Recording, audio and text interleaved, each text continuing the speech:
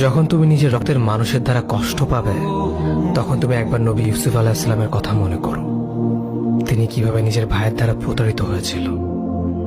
যখন তোমার বাবা মা না বুঝেই তোমার বিরুদ্ধাচরণ করে, তখন নবী ইব্রাহিম আলাইহিস সালামের কথা মনে করো। তার বাবা তাকে আগুনে নিক্ষেপ করায় ভূমিকা রেখেছিল।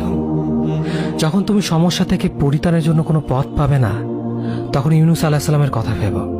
তিনি কতটা সময় তিমি মাছের পেটে আটকা পড়েছিল। যখন তোমার নামে কেউ মিথ্যা অপবাদ ছড়িয়ে দেবে, তখন মা আয়েশা রাদিয়াল্লাহু আনহার কথা মনে করো। তার নামে পুরো শহর জুড়ে কুৎসা রচনা করা হয়েছিল। যখন তুমি অসুস্থ ব্যথার যন্ত্রণায় কাতরাতে থাকো, তখন নবী আইয়ুব আলাইহিস সালামের কথা ভেবো। তিনি ভয়ঙ্কর এক ভাইরাসজনিত রোগে আক্রান্ত হয়ে তোমার থেকে বেশি কষ্ট পেয়েছিল। যখন তুমি দিনের কোনো বিধান নীতিতে যুক্তি খুঁজে পাও না, তখন নবী নূহ আলাইহিস সালামের কথা ভেবো। তিনি কোনো প্রশ্ন ছাড়াই মরুভূমিতে নৌকা তৈরি করেছিল।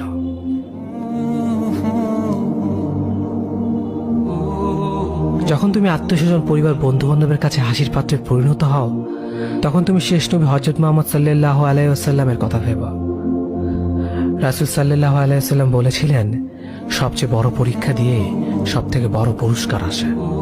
যখন আল্লাহ কাউকে ভালোবাসেন, তখন তাকে পরীক্ষা করেন, এবং যে এই পরীক্ষাগুলো মেনে নেয়, সে আল্লাহর সন্তুষ্টি অর্জন করে। আর যে অভিযোগ করে, সে তার ক্রোধের পাত্র হয়।